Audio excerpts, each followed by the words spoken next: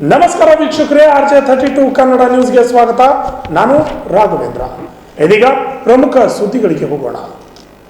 ಅಲೆಮಾರಿ ಜನಾಂಗದ ಜನರ ನೆರವಿಗೆ ಮುಖಂಡರು ಮತ್ತು ಸಮಾಜದವರು ನಿಲ್ಲಬೇಕಾಗಿದೆ ಅಂತ ಮಹಿಳಾ ಆಯೋಗದ ಅಧ್ಯಕ್ಷರಾಗಿರುವ ನಾಗಲಕ್ಷ್ಮಿ ಚೌಧರಿ ಅವರು ಔರಾದ್ ಪಟ್ಟಣದ ಅಲೆಮಾರಿ ಜನರ ಬೆನ್ನಿಗೆ ನಿಂತಿದ್ದು ಅಧಿಕಾರಿಗಳಿಗೆ ಹಲವು ಸೂಚನೆಗಳನ್ನು ನೀಡಿದ್ದಾರೆ. ಬೀದರ್ ಜಿಲ್ಲೆಯ ಔರಾದ್ ಪಟ್ಟಣಕ್ಕೆ ಭೇಟಿ ನೀಡಿದ ಕರ್ನಾಟಕ ಮಹಿಳಾ ಆಯೋಗದ ಅಧ್ಯಕ್ಷೆ ನಾಗಲಕ್ಷ್ಮಿ ಚೌಧರಿ ಮಾಧ್ಯಮ ಪ್ರತಿನಿಧಿಗಳೊಂದಿಗೆ ಮಾತನಾಡಿ, ಅಲೆಮಾರಿ ಜನರು ಬಹಳ ಮುಗ್ಧರು. ಅವರು ದೇವರು ಇದ್ದ ಹಾಗೆ. ದೇವರು ಹೇಗೆ ತಮ್ಮ ನೋವನ್ನು ಯಾರಿಗೂ ಹೇಳಿಕೊಳ್ಳುವುದಿಲ್ಲವೋ ಹಾಗೆ ಅಲೆಮಾರಿ ಜನಾಂಗದವರು ತಮ್ಮ ನೋವನ್ನು ತಾವೇ ಸಹಿಸಿಕೊಂಡು ಯಾರಿಗೂ ಹೇಳುವುದಿಲ್ಲ ಎಂದು ಹೇಳಿದರು. ಅಧ್ಯಕ್ಷರು, ಮುಖಂಡರು ಹಾಗೂ ಅವರ ನೆರವಿಗೆ ಧಾವಿಸುವಂತೆ ಕರೆ ನೀಡಿದರು. ನಂತರ ಔರಾದ್ ಸರ್ಕಾರಿ ಆಸ್ಪತ್ರೆಗೆ ಭೇಟಿ ನೀಡಿದ ಅಧ್ಯಕ್ಷರು ಆಸ್ಪತ್ರೆಯ ಆಡಳಿತ ವ್ಯವಸ್ಥೆಯನ್ನು ಕಂಡು ಪ್ರಶಂಸೆ ವ್ಯಕ್ತಪಡಿಸಿ ಆಸ್ಪತ್ರೆಯಲ್ಲಿ ಕಂಡುಬಂದ ಕೆಲವು ಸಣ್ಣ ಪುಟ್ಟ ದೋಷಗಳನ್ನು ಕೂಡಲೇ ಸರಿಪಡಿಸಿಕೊಳ್ಳುವಂತೆ ತಿಳಿಸಿದರು. ಅಲೆಮಾರಿ ಸಮುದಾಯದಲ್ಲಿ ಯಾರ್ಯಾರು ನಾಯಕರು ಇರ್ತಾರೆ ಅವ್ರ ಪರ ಹೋರಾಟ ಮಾಡಲಿಕ್ಕೆ ಸರ್ಕಾರ ಮತ್ತು ಅವ್ರ ಮಧ್ಯೆ ನಿಂತ್ಕೊಂಡು ಅವ್ರಿಗೆ ಕೊಡಿಸುವಂಥ ಕೆಲಸವನ್ನು ಮಾಡಬೇಕು. ಯಾಕೆ ಅಂದರೆ ಆ ಸಮುದಾಯ ಏನೂ ಗೊತ್ತಾಗಲ್ಲ. ಅವರು ಒಂದೇ, ದೇವರು ಒಂದೇ. ಅಂದರೆ ದೇವರು ಮಾತಾಡಲ್ಲ. ಹಾಗೆ ಅಲೆಮಾರಿ ಸಮುದಾಯ ತಿನ್ನಕ್ಕೆ ಊಟ ಇಲ್ಲ, ಕುಡಿಯೋಕ್ಕೆ ನೀರಿಲ್ಲ, ಇರೋಕ್ಕೆ ಮನೆ ಇಲ್ಲ. ಆ ಮಕ್ಕಳನ್ನೆಲ್ಲ ನೋಡಿಬಿಟ್ರೆ ಹೊಟ್ಟೆ ಉರಿದೋಗುತ್ತೆ. ನಾನೇನಿಲ್ಲ, ಇವತ್ತು ನಾವು ಹೆಂಗೆ ಅಂತಂದರೆ ಆಯೋಗ ನಾವು ವಾಪಸ್ ಹೋದ್ಮೇಲೆ ನಾವು ಬಂದು ಹೋದೆ, ಅವ್ರಿಗೆ ಏನಾಯಿತು, ಅವ್ರಿಗೆ ಸಿಕ್ತಾ, ಅವರಿಗೆ ಜಾಗ ಕೊಟ್ರ, ಅವ್ರಿಗೆ ಮನೆಗಳು ಕೊಟ್ರ, ಅವ್ರಿಗೆ ನೀರು ಕೊಟ್ರ, ಫಾಲೋ ಅಪ್ ಮಾಡ್ತಾ ಇರ್ತೀವಿ. ಆದರೆ ನಾನು ಹೇಳೋದು ಅಂತಂದರೆ ಅದಕ್ಕೆಲ್ಲ ಸರ್ಕಾರದ ಒಂದು ವ್ಯವಸ್ಥೆ ಇದೆ. ಆ ಅಧಿಕಾರಿಗಳು ಪ್ರಾಮಾಣಿಕವಾಗಿ ಕೆಲಸ ಮಾಡಿದ್ರೆ ನಿಜ ಹೇಳ್ತೀನಿ, ಸ್ವರ್ಗನೇ ಮಾಡ್ಬೋದು. ಅಷ್ಟೊಂದು ಸರ್ಕಾರದಲ್ಲಿ ವ್ಯವಸ್ಥೆ ಇದೆ, ಕಾನೂನಲ್ಲಿ ಕ್ರಮಗಳಿದ್ದಾವೆ. ಇವ್ರೇನು ಮಾಡದೇ ಇದ್ದರೆ ಇವ್ರು ಕೇಳೋದಿಲ್ಲ, ಅವ್ರು ಹೇಳೋದಿಲ್ಲ. ಯಾಕಂದರೆ ಆ ಮುಗ್ಧ ಜನ, ನೀವೇನಾದ್ರು ಜೋರು ಮಾಡೋಕ್ಕೆ ಬಂದರೆ ನನಗನ್ಸುತ್ತೆ ಅವ್ರ ಮೇಲೆ ಇದೇ ನಡೆದು ಬಿಡುತ್ತೆ. ಹಾಗಾಗಿ ಆ ಸಮುದಾಯದ ಧ್ವನಿಯಾಗಿ ನೀವು ನಿಂತ್ಕೊಳ್ಳಿ, ನಾವು ನಿಂತ್ಕೊಳ್ಳೋಣ. ಔರಾದ್ ಭಾಳ ಹಿಂದುಳಿದಂಥ ಭಾಗ ನಮ್ಮ ಬೀದರ್ ಕ್ಷೇತ್ರದ್ದು. ಹಾಗಾಗಿ ನಮಗೆ ಮಹಿಳಾ ಆಯೋಗಕ್ಕೂ ಸಹ ಹಲವಾರು ಕಂಪ್ಲೇಂಟ್ಸು ಮಹಿಳೆಯರದು. ಎಸ್ಪೆಷಲಿ ನಮ್ಮ ಅಲೆಮಾರಿ ಸಮುದಾಯಗಳಿರುವಂಥ ಜಾಗ ಮಹಿಳೆಯರಿಗೆ 40 ವರ್ಷಗಳಿಂದ ಇದ್ದರೂ ಅವರಿಗೆ ನಿವೇಶನಗಳು ಕೊಟ್ಟಿಲ್ಲ, ಜಾಗಗಳನ್ನು ಕೊಟ್ಟಿಲ್ಲ, ಕುಡಿಯೋ ನೀರಿಲ್ಲ. ಅಲ್ಲಿ ಮಕ್ಕಳ ಪರಿಸ್ಥಿತಿ ಭಾಳ ಕ್ರೂರವಾಗಿದೆ.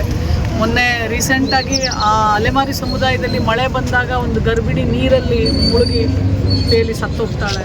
ಸೊ ಇದೆಲ್ಲನೂ ಭಾಳ ನನ್ನ ಗಮನಕ್ಕೆ ಇದ್ದಿದ್ದರಿಂದ ನಾನಿವತ್ತು ಔರಾದ್ನ ಅಲೆಮಾರಿ ಸಮುದಾಯಕ್ಕೆ ಸಹ ನಾನು ಭೇಟಿ ಮಾಡಿ ಅವ್ರ ಪರಿಸ್ಥಿತಿಗಳನ್ನು ನೋಡಿದಾಗ ಭಾಳ ಮನಸ್ಸಿಗೆ ಭಾಳ ನೋವಾಯಿತು ನನಗೆ. ಅಲ್ಲಿಂದ ಅವರಿಗೆ ಕುಡಿಯೋ ನೀರು ಸಹ ಎಲ್ಲೋ ಹೋಗಿ ಹಿಡ್ಕೊಂಡು ಬರೋದೆಲ್ಲ ಇಮಿಡಿಯೇಟ್ಲಿ ಚೀಫ್ ಆಫೀಸರಿಗೆ ಫೋನ್ ಮಾಡಿಸಿ ಅಲ್ಲಿ ಕುಡಿಯೋಕ್ಕೆ ಈಗಲೇ ಇಮಿಡಿಯೇಟ್ಲಿ 2 ಟ್ಯಾಂಕರ್ ನೀರು ಸಹ ತರಿಸಿ ಅಲ್ಲಿ ಅವ್ರಿಗೆ ನಾಳೆಯಿಂದ ಇವ್ರು ಪರ್ಮನೆಂಟಾಗಿ ನೀರು ಕೊಡೋ ತನಕ ಅವ್ರಿಗೆ ಪ್ರತಿದಿನ ಟ್ಯಾಂಕರ್ ನೀರು ಕೊಡಬೇಕು ಅಂತ ನಾನು ಹೇಳಿದ್ದೀನಿ. ನಾಳೆ DC ಆಫೀಸಲ್ಲಿ ಸಹ ಇದ್ರ ಬಗ್ಗೆ ಚರ್ಚೆ ಆಗುತ್ತೆ. 2018 ಇವ್ರಿಗೆ ಜಾಗ ಕೊಟ್ಟು ಮತ್ತೆ ಏನೋ ತಾಂತ್ರಿಕ ದೋಷ ಇತ್ತು ಅಂತ ಹೇಳಿ ವಾಪಸ್ ತೊಗೊಂಡಿದ್ದಾರೆ. ಏನಕ್ಕೆ ತೊಗೊಂಡಿದ್ದಾರೆ ಅಂತ ಗೊತ್ತಿಲ್ಲ. 2018ರಿಂದ ಈಗ 25 ಸುಮಾರು ಎಷ್ಟು ವರ್ಷ, 8 ವರ್ಷಗಳ ಕಾಲ ಇವ್ರು ತಾಂತ್ರಿಕ ದೋಷದಲ್ಲೇ ತೇಲಾಡ್ತಾವ್ರೆ. ಯಾಕೆ ಅಂತ ನನಗೆ ಗೊತ್ತಿಲ್ಲ. ಆ್ಯಕ್ಚುಲಿ ಸಂವಿಧಾನದ ಪ್ರಕಾರ ಸರ್ಕಾರ ಅಂತಹ ಸಮುದಾಯಕ್ಕೆ ಇವತ್ತು ಮನೆನೂ ಕೊಡಬೇಕು, ನೀರು ಕೊಡಬೇಕು, ಅವ್ರಿಗೆ ಏನೇನು ಮೂಲಭೂತ ಸೌಕರ್ಯ ಕೊಡಬೇಕು, ಶಿಕ್ಷಣ ಕೊಡಬೇಕು, ಪ್ರತಿಯೊಂದು ಕೊಡಬೇಕು. ಅದಕ್ಕೆ ಆದಂಥ ಇವತ್ತು ನಿಗಮಗಳಿದ್ದಾವೆ, ಅದಕ್ಕೆ ಆದಂಥ ಹಣ ಇದೆ. ಅದನ್ನು ತಲುಪಿಸೋದ್ರಲ್ಲಿ ಸರ್ಕಾರಿ ಅಧಿಕಾರಿಗಳು ಟೋಟಲಿ ಫೇಲ್ಯೂರ್.